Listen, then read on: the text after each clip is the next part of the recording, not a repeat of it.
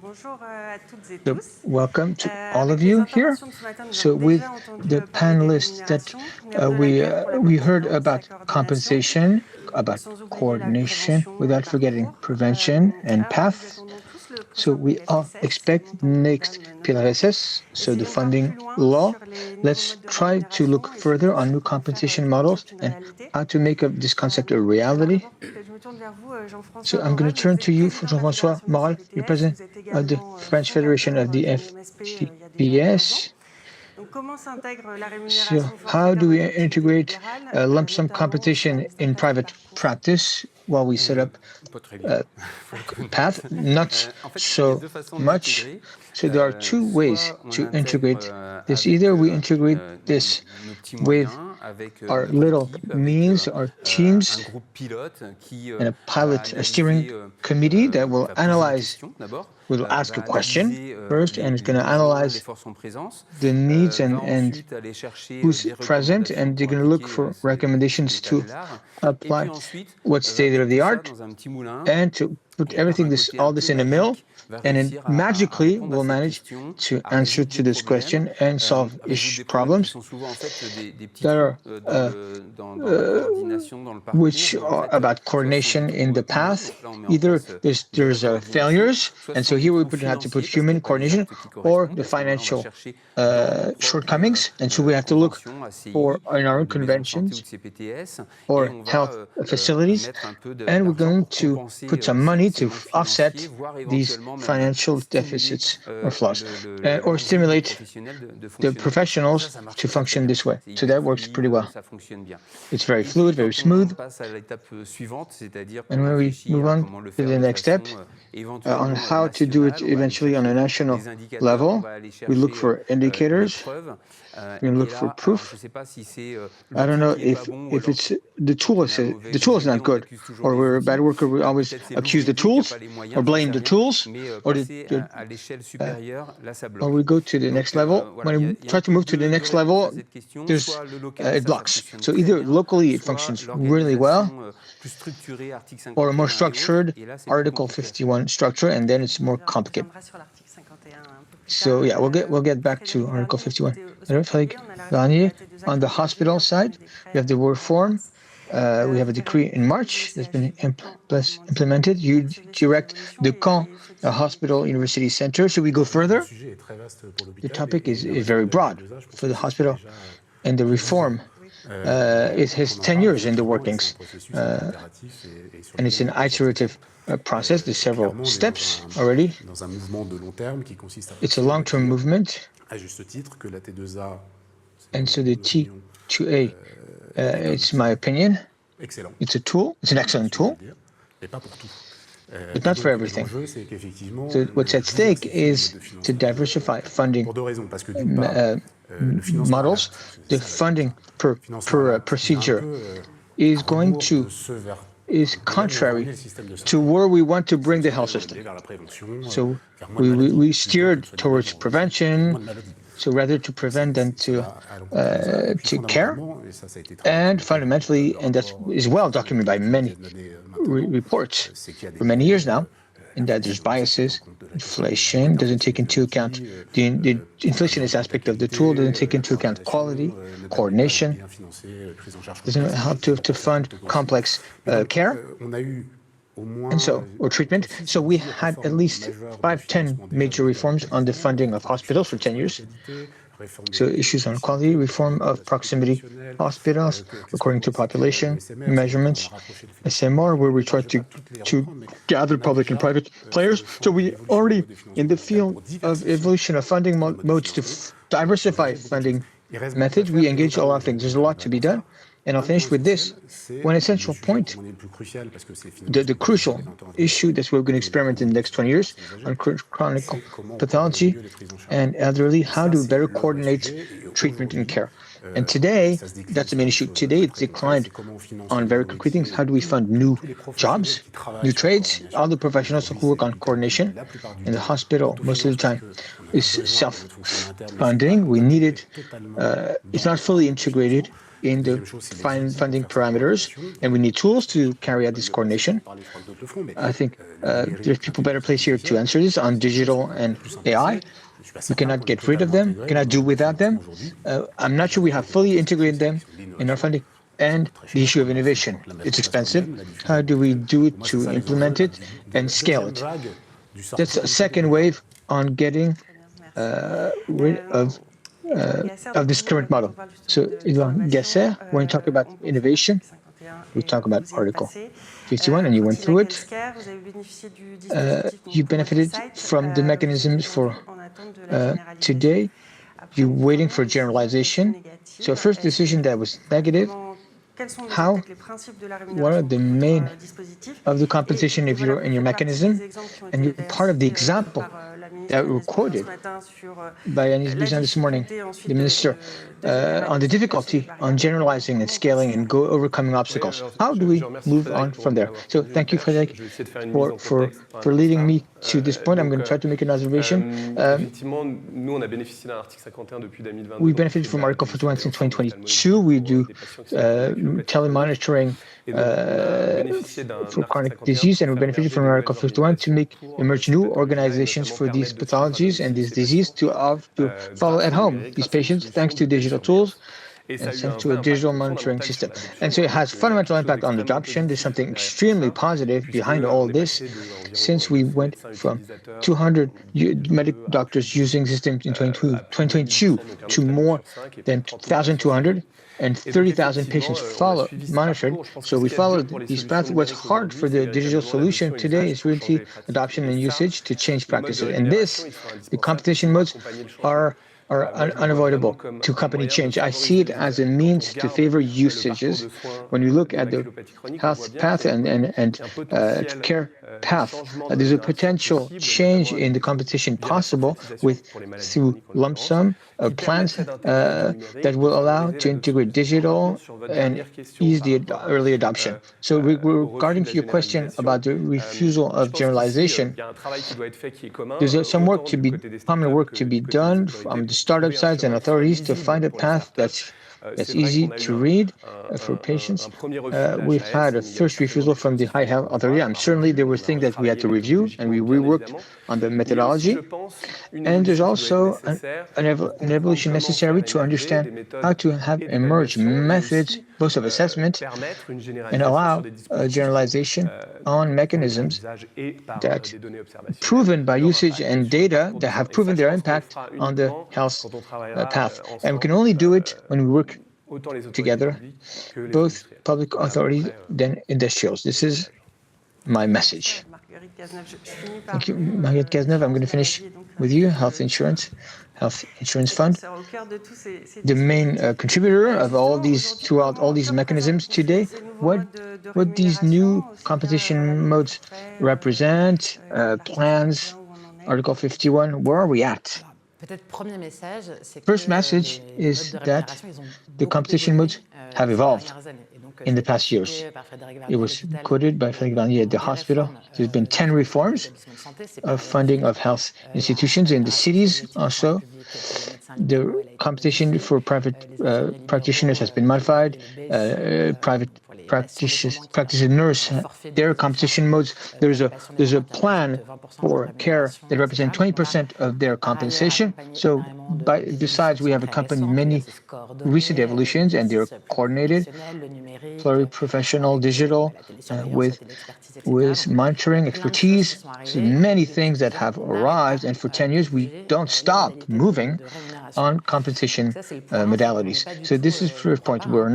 I don't believe we're a static system on compensation modes. Second point, we have a little passion, I don't know if it's French or not, for the funding mode.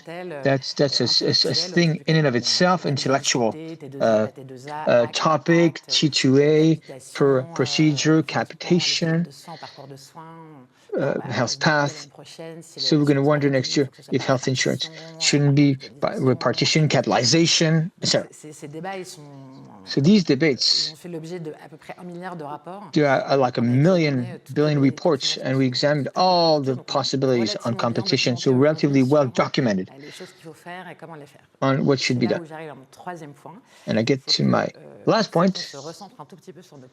We have to focus on our priorities without drawing an observation that's too gloomy. We should retell ourselves in what context we collectively act, context of a great political instability. That's the first sham. Without minister, without acting minister, health minister. There's a former minister of health, great political instability that's going to last at least until 2027 and probably beyond 27. We have a medical demography that's not doing well, that's continuing to degrade. We managed to maintain the situation with 4% of patients in ALD without treating assigned doctor. So the system is cracking, and we're only at the beginning of the slope. We'll get back to financial situation of health insurance is very concerning. We're minus 7 billion today. We'll be minus 40 billion in 2030 if nothing is done. It's considerable. We have a population that is aging. By 2035, a quarter of the population are going to be in long-term affliction, so categorized as such. So it's great that we wonder on the cursor of funding, let's plan or lump sum, or so we have a well-balanced system between per procedure and plan. So we have to focus on our greater priorities, prevention, and the great items of prevention, access to health, other big-ish topic, and sustainability of the health system by looking for the main efficiency that we can find. Un petit peu vers vous, du coup, Frédéric Varnier, parce que quand on a préparé, vous parliez aussi de justement. And so you spoke about when we think about compensation and just allocation of funds and going from the objective of the health offer in terms of prevention and treatment of chronic disease. How do we do? Should we do? So it's a broad and ambitious program, but I'm not going to paraphrase on what was just said. We have a system that's very complex. And so when we tackle funding reforms, and there's many, we're going to have lessons to draw. First, so we have the T2A reform. It takes time. Every 2 years we add something. I salute all the people at the ministries who can produce so many reforms. So good reforms like T2A is 15 years preparation. So we have to put that back into context. It necessitates time, readability. Everything has concrete consequences. If you put more money on prevention, if you put less money on the one side, you have to put it on the other side. So the revenue effect. And if you have on a reasoning, then how can I do most prevention coordination? How do I balance that? Intellectually, quickly you can agree that a general interest presides over that and conclude that the particular interest is more complicated to manage. When you explain to an institution that the neighbor institution is going to get credit because the parameters of the new model favor that, it's hard to have backing on these reforms. It's important, I think, and I echo what I just said, we stake in added value. The euro that we put in the system, we have to be sure that we allocate it in the right way, in the right place. And so all the reform that we engage, that we commit to, and I talk about hospitals only, we have to ensure that the euro we put in the funding pipeline goes where we think there's greater added value for the system as a whole. So what's complicated with this, and I'll finish with this, to do so, and I go back to what I said, the time. We're not going to, in 2 years, we're not going to move to a system where this is going to be a very technical place in the hospital, and we're going to do prevention that's so great that we're not going to have any more chronic disease. It's going to take years. The whole issue that's political, fundamentally, how do we change, how do we accompany this movement in terms of revenue? Otherwise, we're going to put people back on the streets, and responsibility of the players. We have to give the viability of our model. And it's important to remind us as a framework, otherwise we get into technical issues and we lose sight of what's important. To what Marguerite said on prevention issues is a real policy. We can criticize different models of competition, but I would like to know how we're going to solve this with the political instability that we experience, and how we're going to create a policy competition that incentivizes if with this political instability. That's a real issue that we asked. Among the elements, the major elements for the transformation of this health system as a whole, how all the digital tools to help for prescription and decision that allow more relevance, more quality, how do we manage to fund them?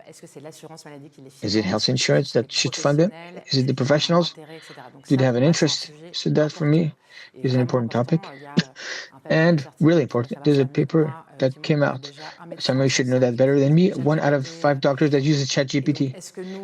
And so, do we build our own sovereign tool applied to scientific data only, and papers from HAS to make recommendations to help practice, to make recommendations? Here, there's a real issue that we haven't managed to crack.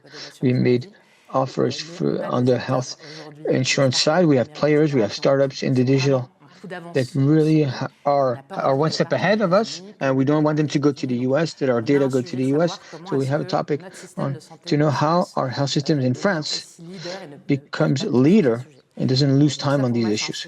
That, for me, is a major issue. Then on prevention, there are things that are very basic. I don't know if they regard funding at some point, or the health system. We have a huge issue of health content in our super processed food. It's an issue of education, of fiscality. National education should promote health at school. And I ask this question to the whole room here. We have a person who have hypertension, 1 or 2 who's stabilized and well treated. So HTA provokes strokes and all. So it's complex to diagnose and to screen. And what makes our health system doesn't manage on this basic element. Just to tell you that we just saw, we come to me with great tools, with 5 levels of funding to look into the populational impact of a monitoring of a pollen allergy. It's great. How on 5 big objects, 4 or 5, with when we have cardiovascular disease and cancer, we have only 1 out of 2 people who are screened. How do we make these move? We had thought on the health insurance, on levers, our incentive, tools to incentivize, financial tools to incentivize. We have the geographical repartition of funds. There's many things we're funding. We have to get out of the idea that we have sometimes on the public authority side. If you don't give money to the doctor, he's not going to do prevention. A health professional, thank God, most professionals, when they have a patient in front of them, they carry out messages. Maybe they like time tools. They like a lot of things.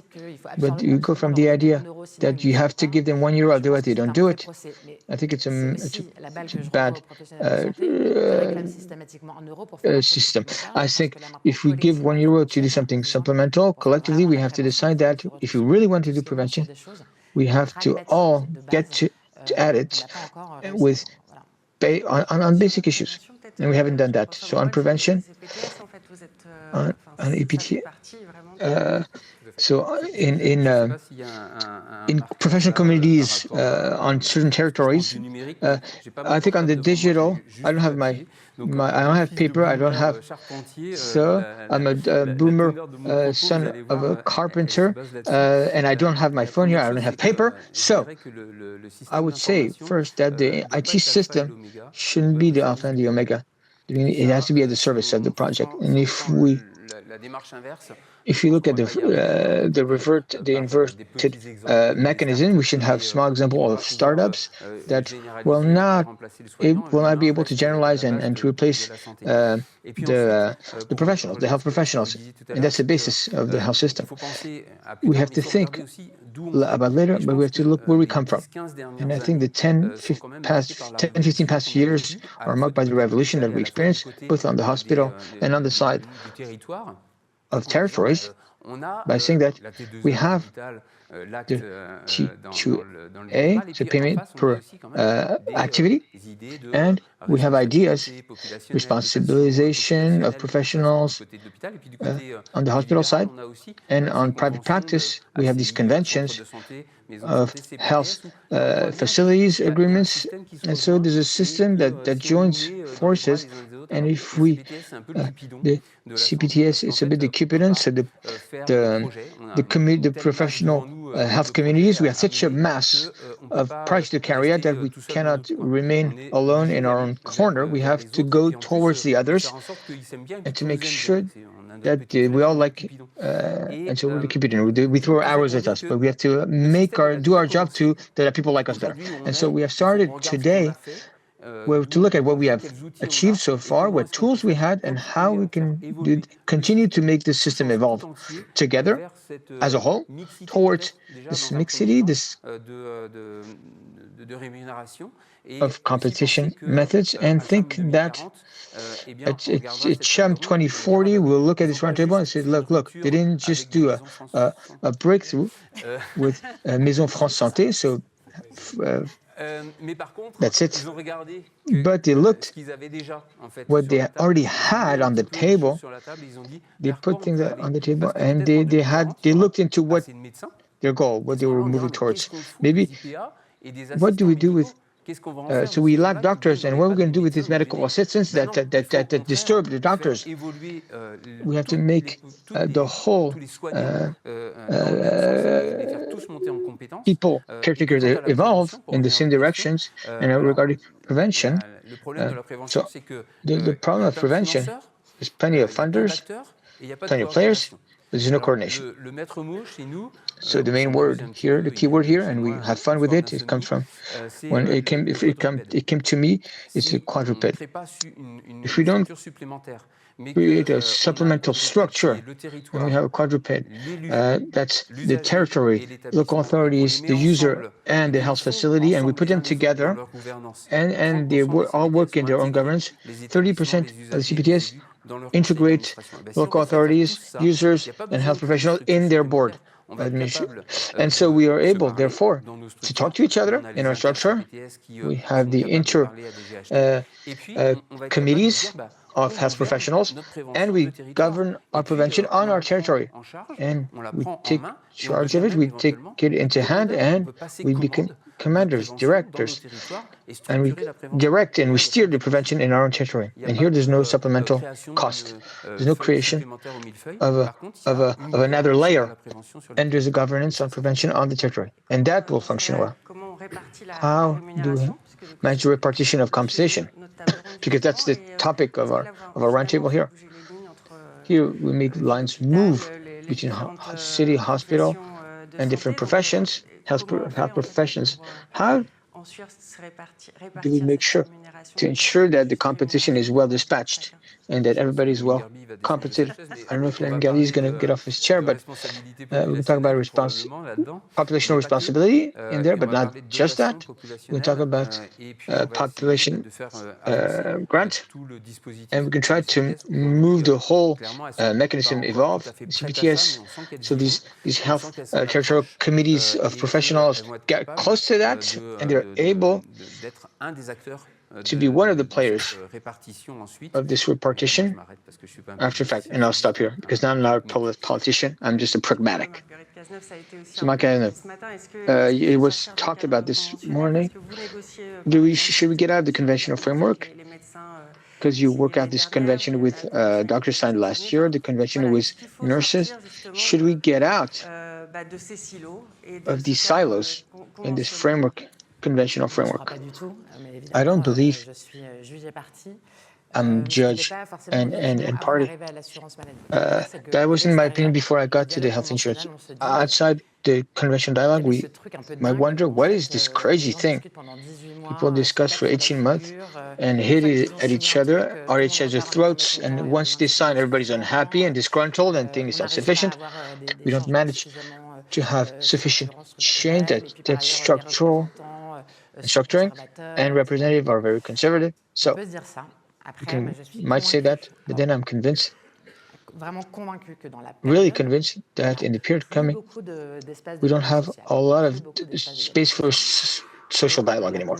That convention, that's it. It's representative or legitimate to talk with public authorities and manage to negotiate. It's called compromise.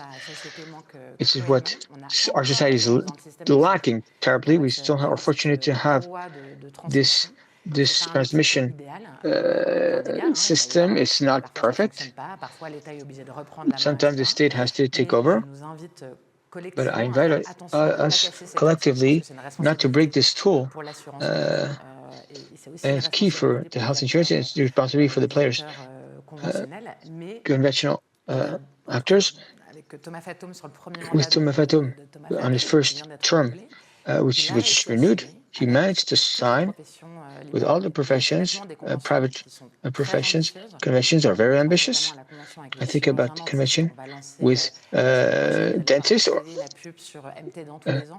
and we're going to have advertising come out about this. We have a convention on dental surgeons, a convention that's very complicated to manage with signature of the UNICAM.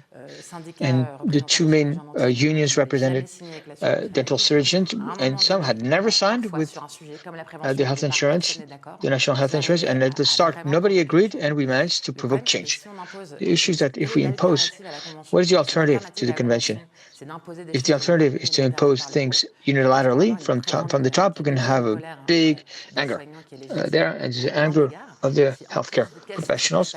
And if you break this dialogue space, I think we can have a lot of trouble maintaining and it's keeping within a system that's complex and that's hit from all sides, and exogenous outside constraints, geopolitical, inflation, etc. Remains a space for dialogue with people trying to find compromise, and what's dangerous, and I'll finish with that, there's been a lot of attack the past month and past years, and it's more symptomatic of unions who sign, who accept, who come to the table and agree with us. You have organizations on Facebook who say, look, they're going to eat into the hand. They are traitors, they're betrayers. And to be a union representative is hard because you have always a base that's very extreme and who gather all the anger and look, they find compromise, and so they're betrayers. And if you consider that finding compromise is betrayal on one side or the other, it means that dialogue is impossible. So we have to support conventionists, unions, those who accept dialogue, who speak with public authorities, and we, on our side, public authorities, have to respect these organizations, these unions who have these constraints. They have their general assemblies and they represent people. And this respectful dialogue is not easy to find. It's a very fine balance, and it's paramount for the coming years.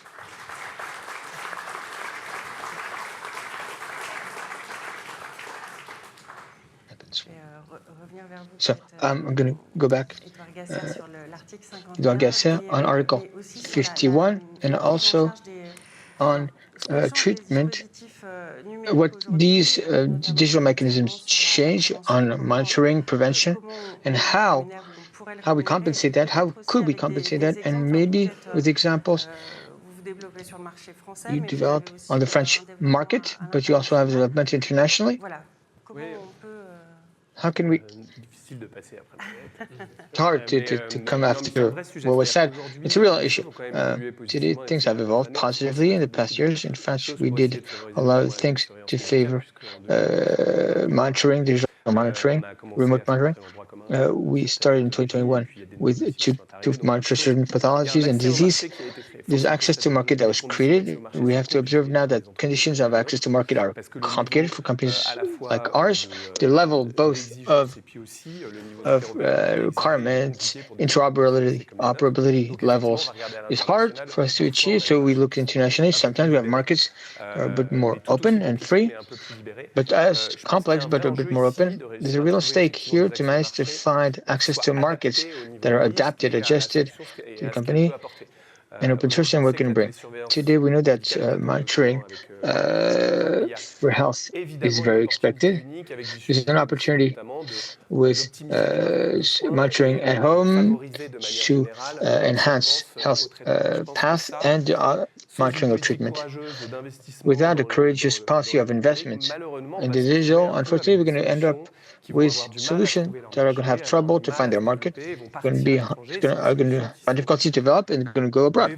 So these are solutions that are developed in France by French engineers, funded by France, by subsidies, and French investors that, in the end, are going to go towards patients, American and American doctors, or other countries. And I think it's a shame.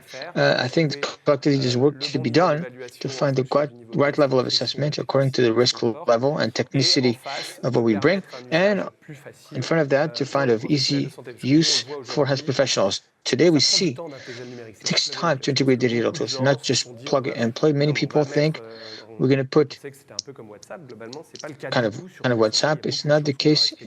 Like in health, we have many things to respect. We work jointly with health professionals on the topic, and we realize that changing practices is long, and we need incentivizing models that allow to justify the use of our solutions to free or make it this adoption easy, and should be accompanied by policies that allow easily our solution to get to market. And I'm far from the idea that to completely free up the system and to give just any solution to just anyone or any patient. So there's a stake of the public health issue to have solutions that are medical mechanisms, and that tackle a real issue and that scientific proof after to engage for doctors to engage their responsibilities. And it should be transparent for the doctor.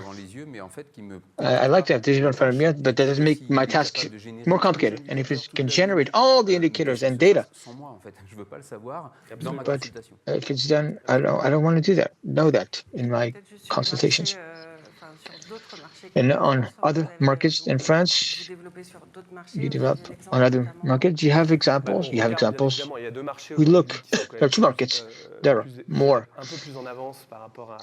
advanced compared to what was done in France. It's on the one hand Germany with the DIGA, which has deployed more broadly compared to what we have in France in terms of digital medical mechanisms or system with the public-private system, remote monitoring CPT codes that are relatively well used by practitioners, and there's models, more hybrid models with private health. We see it with value-based care models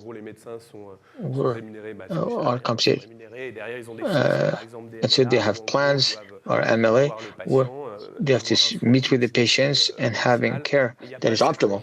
And we don't have the stakes of pay for procedures or doing procedures like injections to follow. There are things that we should learn from this, and it allows companies like ours.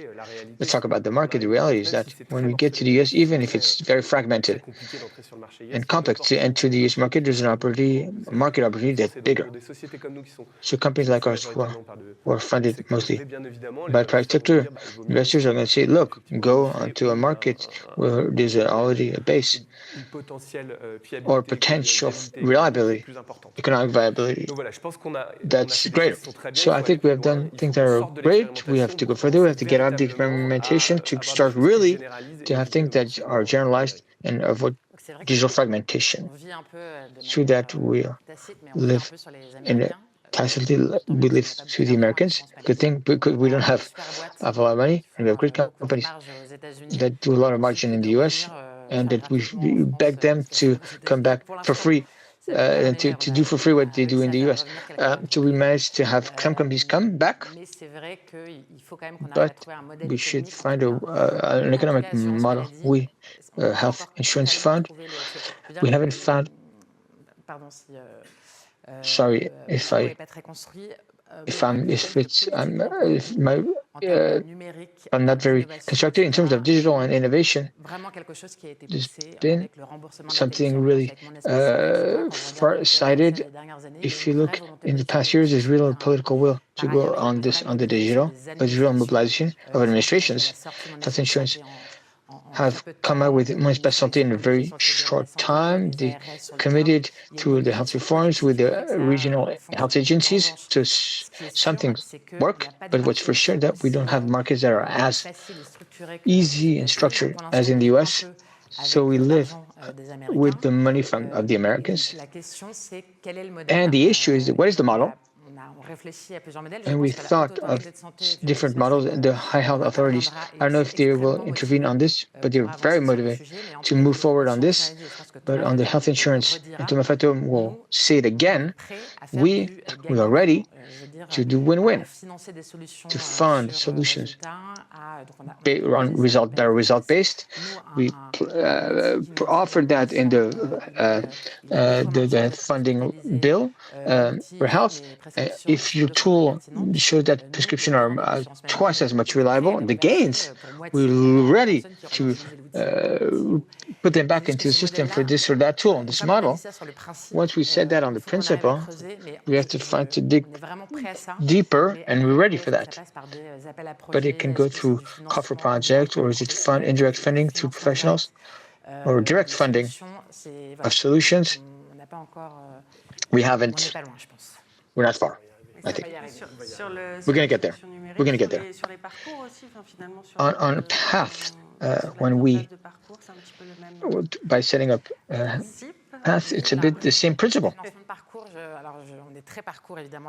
We're very much on path. Funding is not as clear. I haven't understand what it means, but I tried to set it up, try to implement it. Your neighbor is looking at you.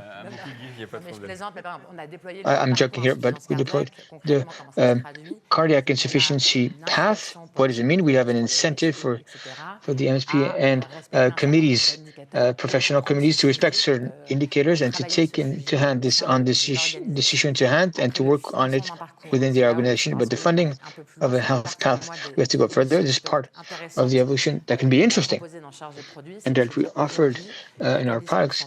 Today, health institutions are in great deficits. They receive a lot of money. And so we have a topic, an issue that health institutions with ambulatory surgery, they have patients coming out, and these patients, they take money for ambulatory for outpatient surgery. They take time for the hospitalization to follow them in the long term. That's not compensated. How do critical health institutions are compensated at the right fair value beyond the episode, the care part, and how a person who has cardiac insufficiencies makes an acute crisis and is not stabilized right away, and at what point, at what moment, how health institutions are helped to ensure the follow-up in coordination with medical care in the cities. Sorry, I talked too much. So we're reaching the end. So maybe we're going to lead a half an hour more next time. So thank you.